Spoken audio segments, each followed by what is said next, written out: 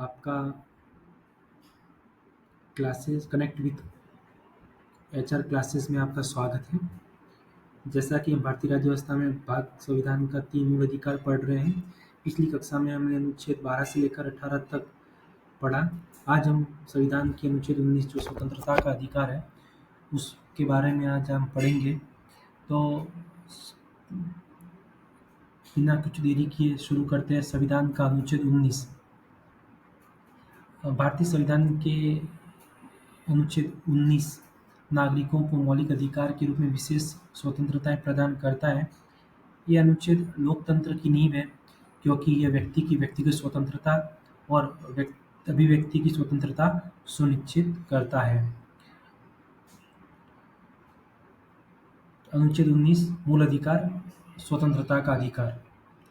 आइए हम अनुच्छेद 19(1) को समझते हैं कि संविधान में अनुच्छेद 19(1) में क्या कहा गया है और नागरिकों को कौन सी स्वतंत्रताएं प्रदान की गई है उसके बारे में हम जानकारी प्राप्त करते हैं। भारत में नागरिकों को निम्नलिखित 6 स्वतंत्रताएं दी गई थी, लेकिन वर्तमान में 5 है। जैसा कि पूर्व बताया कि संपत्ति से संबंधित जो मौलिक अधिकार था उसको 44 संविधान संशोधन द्वारा 1978 में हटा दिया गया और 301 के रूप में कानूनी अधिकार बना दिया गया उसको, जो आपको मैंने पूर्व कक्षा में बताया। तो कौन कौन सी स्वतंत्रताएं हमें दी गई है 19(1) के तहत। अनुच्छेद 19(1) कहता है वाक और अभिव्यक्ति की स्वतंत्रता, जिसमें विचारों को बोलने, लिखने, छापने, चित्र या अन्य तरीकों से व्यक्त करने का अधिकार शामिल है। अनुच्छेद 19(1) ये कहता है शांतिपूर्ण सभा करने की स्वतंत्रता, बिना हथियार के शांतिपूर्ण एकत्र होने का अधिकार हमें यहाँ से मिलता है। अनुच्छेद 19(1) क्या कहता है संघ बनाने की स्वतंत्रता, यूनियन, संगठन या सहकारी समिति बनाने और उसमें शामिल होने का अधिकार जो है वह अनुच्छेद 19(1) के तहत है। अनुच्छेद 19(1) क्या कहता है भारत में कहीं भी आने जाने की स्वतंत्रता है। देश के किसी भी हिस्से में घूमने की जो स्वतंत्रता है अनुच्छेद 19(1) के तहत प्रदान की गई है हमें। अनुच्छेद 19(1) क्या कहता है भारत में कहीं भी बसने की स्वतंत्रता, देश के किसी भी भाग में निवास करने का अधिकार जो है हमें अनुच्छेद 19(1) के तहत प्राप्त है। अनुच्छेद 19(1) जो है वो संपत्ति के अर्जित करने से संबंधित है स्वतंत्रता थी, जिसे 44 संविधान संशोधन द्वारा 1978 में हटा दिया गया। आइए हम आगे पढ़ते हैं। अनुच्छेद 19(2) से लेकर अनुच्छेद 19(6) में जो स्वतंत्रताओं पर युक्तियुक्त प्रतिबंध जो है सरकार द्वारा लगाया जाता है, तो उनमें कौन कौन सी बातें हैं जिन पर सरकार युक्तियुक्त प्रतिबंध लगा सकती है। तो हम अब पढ़ते हैं इस अनुच्छेद 19(2) से लेकर अनुच्छेद 6 पर जो युक्तियुक्त प्रतिबंध लगाने संबंधित जो प्रावधान है वे कौन कौन से हैं। ये स्वतंत्रताएं जो है निर्बंध नहीं है। सरकार कुछ परिस्थितियों में इन पर संविधान संगत प्रतिबंध लगा सकती है। अनुच्छेद 19(2) वाक और अभिव्यक्ति की स्वतंत्रता पर प्रतिबंध लगाता है, तो इस पर सरकार इस अधिकार पर निम्न कारणों से प्रतिबंध लगा सकती है। पहला, भारत की संप्रभुता और अखंडता की बात हो, राज्य की सुरक्षा की बात हो, विदेशों से मैत्रीपूर्ण संबंध की बात हो, सार्वजनिक व्यवस्था की बात हो, शालीनता और नैतिकता की बात हो, अदालत की अवमानना की बात हो, अपराध को रोकने की बात हो, सांप्रदायिक सौहार्द बनाए रखने की बात हो। आगे न्यायालय ने इससे संबंधित महत्वपूर्ण निर्णय दिए, तो वे कौन कौन से थे आइए हम जानते हैं। Thomas Thappar versus state of Madras 1950 में सुप्रीम कोर्ट ने क्या कहा, तो जो इस केस का जो विषय था प्रेस स्वतंत्रता से संबंधित था, तो सुप्रीम कोर्ट ने कहा कि वाक और अभिव्यक्ति की जो स्वतंत्रता है में प्रेस की स्वतंत्रता भी आती है। तो इससे यह प्रभाव पड़ा कि अनुच्छेद 19(1) जो है जो वाक और अभिव्यक्ति की स्वतंत्रता के बारे में बात करता है उसमें प्रेस के लिए एक मूलाधिकार के रूप में मान्यता दी गई। Bennett Coleman versus union of India 1973 के बाद में क्या निर्णय दिया गया, तो इसके पहले हम इसके विषय के बारे में जानकारी प्राप्त करते। इसका विषय क्या था, समाचार पत्र के प्रश्नों की संख्या निर्धारित या उसकी सीमा तय करना। तो निर्णय में क्या आया, सरकार द्वारा प्रेस पर लगे प्रतिबंध को असंवैधानिक करार दिया गया और निर्णय का ये प्रभाव हुआ कि अभिव्यक्ति की स्वतंत्रता पर अनावश्यक आर्थिक या प्रशासनिक दबाव नहीं डाला जा सकता। इन दो केस से हमें अनुच्छेद 19 के बारे में विशेष जानकारी मिल रही है। उसके बाद Maneka Gandhi versus union of India 1978 के बाद में भी हमें जानकारी क्या मिलती है, तो देखिए इसका मुख्य विषय जो था पासपोर्ट जब्त करना। सुप्रीम कोर्ट ने इस पर निर्णय दिया कि स्वतंत्रता का जो अधिकार है अनुच्छेद 19 और न्याय का अधिकार 21 आपस में जुड़े हुए हैं। ये किस बाद में आया? मेनका गांधीवाद में। इसका प्रभाव यह हुआ कि इस निर्णय ने यह सुनिश्चित किया कि कोई भी कानून प्रक्रियागत न्याय का उल्लंघन न करे। इंदिरा गांधी वर्सेस राजनारायणवाद 1975 में जो विषय था मुख्य इस बात का, वो आपातकाल के दौरान मौलिक अधिकारों का स्थगन था। उसमें सुप्रीम कोर्ट ने कहा कि वाक और अभिव्यक्ति की जो स्वतंत्रता लोकतंत्र का मूल है और इसे मनमाने ढंग से रोका नहीं जा सकता।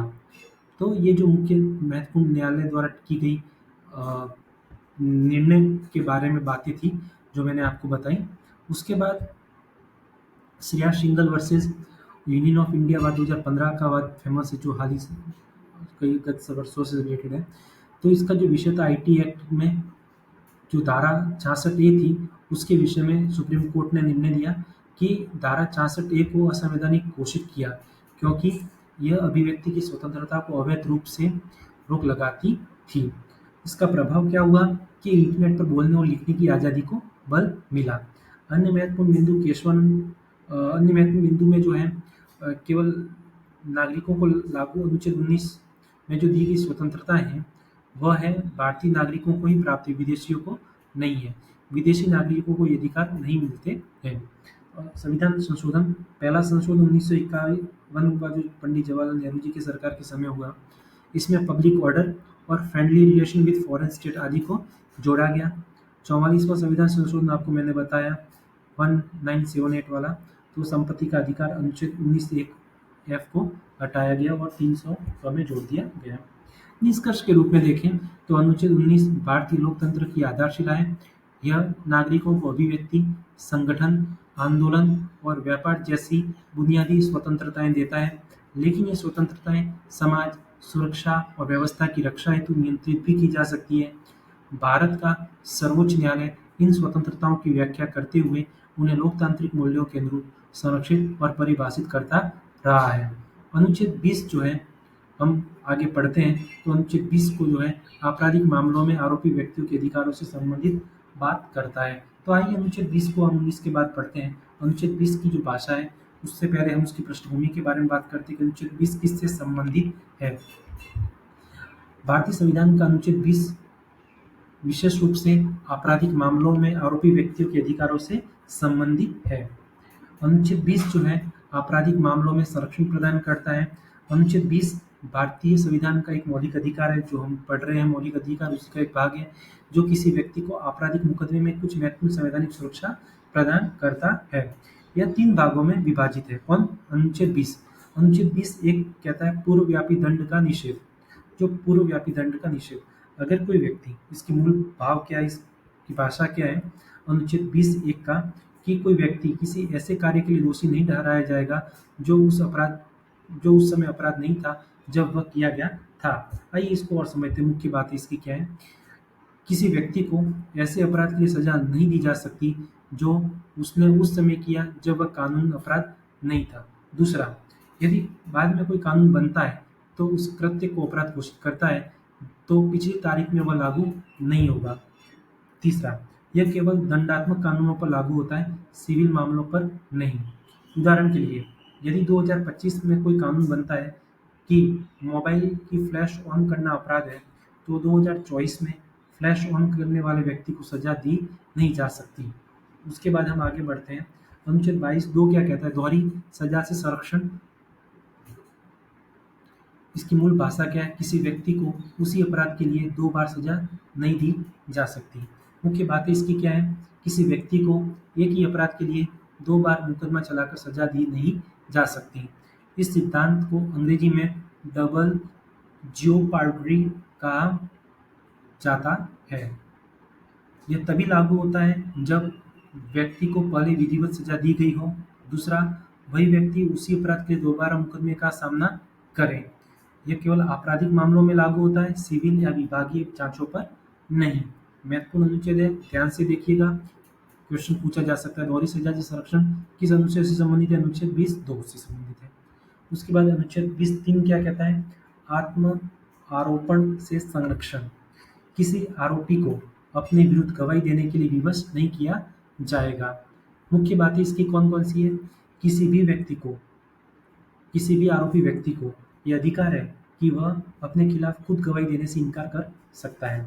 आरोपी को मौन रहने का अधिकार भी प्राप्त है। तीसरा, ये सुरक्षा जो है केवल आरोपी को ही मिलती है। दूसरा, केवल मौखिक गवाही तक सीमित है। दस्तावेज सौंपने के लिए बाध्यता इससे बाहर हो सकती है। तो इसकी मुख्य बात है कि इसकी 20(3) की आत्म आरोहण के संरक्षण से मतलब किसी आरोपी को अपने विरुद्ध गवाही देने के लिए विवश नहीं किया जाएगा।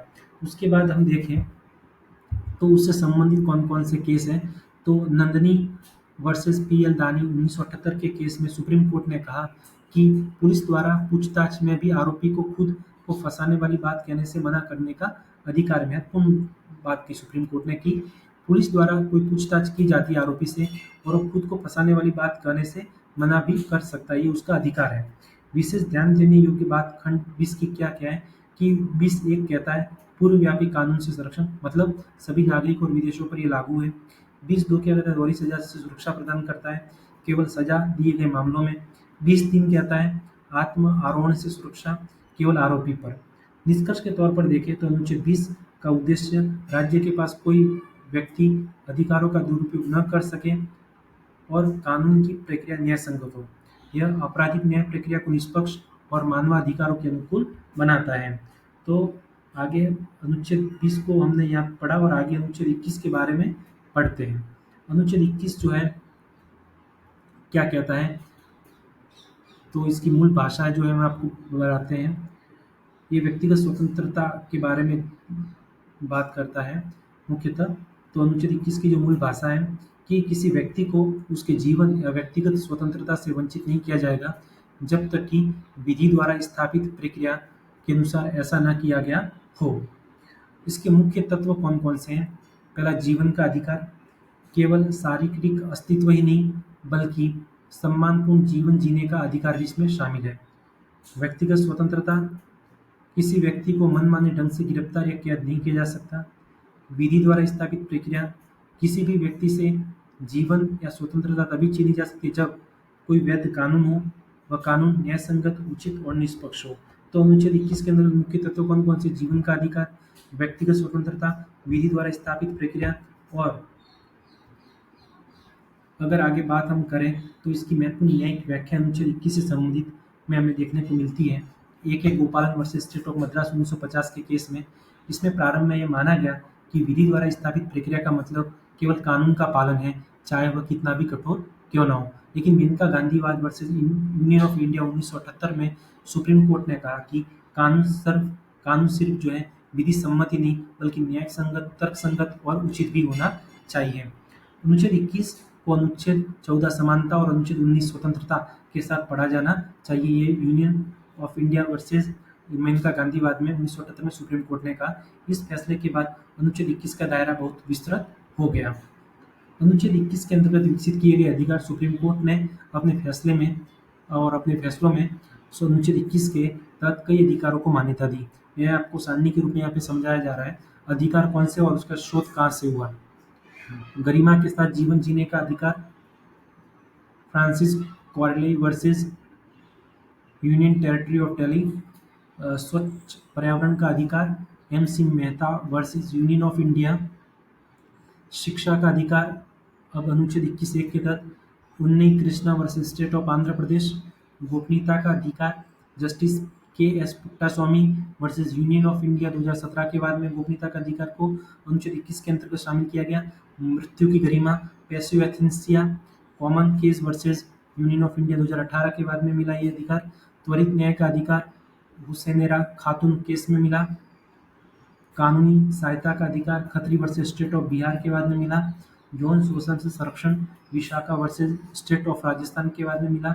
और इंटरनेट तक पहुंच का अधिकार अनुराधा बसीन वर्सेस यूनियन ऑफ इंडिया के बाद में मिलता है। निष्कर्ष के तौर पर अगर हम देखें तो अनुच्छेद 21 एक गतिशील अधिकार है जो समय और परिस्थिति के अनुसार इसका विस्तार होता गया। ये प्रत्येक व्यक्ति को गरिमा, स्वतंत्रता, सुरक्षा, पर्यावरण, शिक्षा और निजी जीवन की रक्षा प्रदान करता है। अनुच्छेद 22 जो है बात करें तो यह गिरफ्तारी और निवारक नजरबंदी से संबंधित सुरक्षा प्रदान करता है। अनुच्छेद 22 को दो भागों में बांटा गया। गिरफ्तारी के बाद के अधिकार, इसके दो क्लोज हैं। यह सामान्य अपराधों में गिरफ्तार व्यक्ति को प्राप्त अधिकार होते हैं। अनुच्छेद 22 एक कहता है किसी भी व्यक्ति को जो गिरफ्तार किया गया है उसे ऐसे वकील से परामर्श करने और उसका बचाव करने का अधिकार है जिसे वह चुनता है। वापस पढ़ता हूं, अनुच्छेद 22 एक किसी व्यक्ति को जो गिरफ्तार किया गया है उसे ऐसे वकील से परामर्श करने और उसका बचाव करने का अधिकार है जिसे वह चुनता है। मतलब कि गिरफ्तार व्यक्ति को वकील रखने का पूरा अधिकार है। अनुच्छेद 22(2) कहता है गिरफ्तार व्यक्ति 24 घंटे के भीतर व्यक्ति जो है गिरफ्तार उसको मजिस्ट्रेट के सामने प्रस्तुत करना अनिवार्य है। उसे बिना मजिस्ट्रेट की अनुमति के 24 घंटे से अधिक हिरासत में नहीं रखा जा सकता। कि 24 आवर्स मजिस्ट्रेट के सामने प्रस्तुत करना, मतलब व्यक्ति को जल्द से जल्द न्यायिक अधिकारी के समक्ष प्रस्तुत करना अनिवार्य है। पुलिस हिरासत में लंबे समय तक रखना अवैध है। निवारक नजरबंदी के मामले में क्लोज 3 से 7 के बाद तक इसका वर्णन है। यह वह स्थिति है जब किसी व्यक्ति को बिना किसी अपराध की आशंका के आधार पर हिरासत में लिया जाता है। अनुच्छेद 22(3) कहता है निवारक नजरबंदी से में उपरोक्त दो अधिकार वकील और मजिस्ट्रेट के समक्ष पेशी निलंबित किए जा सकते हैं। अनुच्छेद 22(4) कहता है निवारक नजरबंदी 3 महीने से अधिक नहीं हो सकती। मोस्ट इंपॉर्टेंट, निवारक नजरबंदी कितने महीने से अधिक नहीं हो सकती? 3 महीने से अधिक, जब तक कि किसी समीक्षा समिति की राय न ली जाए। यह समिति उच्च न्यायालय के न्यायाधीशों द्वारा गठित की जाती है। अनुच्छेद 22(5) क्या कहता है हिरासत में लिए गए व्यक्ति को जितनी जल्दी हो सके हिरासत का कारण बताया जाना चाहिए और उसे अपने पक्ष में प्रतिवाद करने का अवसर दिया जाना चाहिए। 22(5) कहता है। 22(6) कहता है यदि राज्य ये समझे कि कानून बताना जनहित या सुरक्षा के लिए ठीक नहीं है तो वह जानकारी गोपनीय रख सकती है। 22(6) के तहत न्यायिक उदाहरण इसके क्या है? एक है गोपालन और स्टेट ऑफ मद्रास 1950 वाले वाद में निवारक नजरबंदी के अधिकारों की सीमाएं तय की गई। दूसरा बात Maneka Gandhi Union of India 1978 में अनुच्छेद 21 और अनुच्छेद 22 को आपस में जोड़कर न्याय संगत प्रक्रिया की आवश्यकता को बल दिया गया। अनुच्छेद 22 लागू कहाँ होता है और क्षेत्र क्या है उसके? नागरिकों पर हाँ लागू होता है। विदेशियों पर गिरफ्तारी के अधिकार सीमित है। निवारक नजरबंदी हाँ विशेष स्थितियों में आपातकाल के समय कुछ अधिकार निलंबित किए जा सकते हैं। निष्कर्ष के तौर पर देखें तो अनुच्छेद 22 का उद्देश्य है व्यक्ति की स्वतंत्रता की रक्षा करना, राज्य की मनमानी, गिरफ्तारी और हिरासत से रोकना, साथ ही राष्ट्र की सुरक्षा के लिए आवश्यक शक्तियां भी देना। आगे हम पढ़ते हैं अनुच्छेद 23 क्या कहता है। अनुच्छेद 23 जो है शोषण के विरुद्ध अधिकार के बारे में बात करता है। अनुच्छेद 23 के बारे में हम बात करते हैं। भारतीय संविधान का अनुच्छेद 23 मानव गरिमा और स्वतंत्रता की रक्षा करता है। यह समाज में शोषण, विशेषकर बॉन्डेड लेबर, विधवा मजदूरी, जबरन श्रम और मानव तस्करी के विरुद्ध एक ठोस संवैधानिक प्रावधान है। अनुच्छेद 23 जो है शोषण के विरुद्ध अधिकार जो है, अनुच्छेद 23 के कौन कौन से खंड क्या क्या बात करते हैं उनके बारे में जानकारी आज प्रदान करते हैं आपको। अनुच्छेद 23 एक कहता है कि मानव तस्करी, भीख मंगवाने और अन्य प्रकार के बलात्कार श्रम का निषेध किया गया है। ऐसा कोई भी कार्य कानून द्वारा दंडनीय अपराध होगा। अनुच्छेद 23(2) कहता है राज्य को सार्वजनिक प्रयोजन हेतु किसी सेवा के लिए अनुशासन लागू करने की स्वतंत्रता है, बशर्ते कि उसमें धर्म, जाति, वर्ग या जन्म स्थान के आधार पर भेदभाव न हो। दोनों अनुच्छेद महत्वपूर्ण है। अनुच्छेद 23 को अगर सरल भाषा में समझे तो अनुच्छेद 23(1) कहता है निश्चित कार्य मतलब मानव तस्करी का, जैसे महिलाओं और बच्चों की खरीद फरोख्ती या देह व्यापार की बिक्री आदि। विधवा मजदूरी, जब व्यक्ति को उधार या दबाव के कारण मजबूरी में मुफ्त या न्यूनतम वेतन पर लंबे समय तक काम करना पड़ता है। जबरन श्रम, जब किसी व्यक्ति से उसकी इच्छा के विरुद्ध शारीरिक या मानसिक दबाव डालकर काम करवाया जाता है। भिक्षावृत्ति में जबरन लगाना, किसी को जबरदस्ती भीख मंगवाना भी प्रतिबंधित है। ये सभी व्यक्तियों पर लागू होता है, चाहे वह नागरिक हो या गैर नागरिक, दोनों पर। अनुच्छेद 23(2) राज्य की सीमित शक्ति के बारे में बात करता है। सार्वजनिक कार्य जैसे कि आधा रात युद्धकालीन कार्य के लिए राज्य किसी से सेवा ले सकता है, परंतु इस प्रक्रिया में धर्म, जाति, वर्ग या जन्म स्थान के आधार पर राज्य कोई भेदभाव नहीं करेगा। इस पर महत्वपूर्ण निर्णय क्या है? People union of democratic rights versus union of India 1982 में सुप्रीम कोर्ट ने कहा कि कोई व्यक्ति न्यूनतम वेतन से कम पर काम कर रहा है तो वह भी जबरन श्रम माना जाएगा। और राज्य और ठेकेदार दोनों जिम्मेदार ठहराए जा सकते हैं, people of union for democratic rights versus union of India बाद में सुप्रीम कोर्ट ने कहा। इससे संबंधित कानून कौन कौन से हैं? बधुआ मजदूरी उन्मूलन 1976, मानव तस्करी रोकथाम अधिनियम 1956, मजदूरी भुगतान अधिनियम, न्यूनतम मजदूरी अधिनियम आदि भी इसे लागू करने में सहायक है।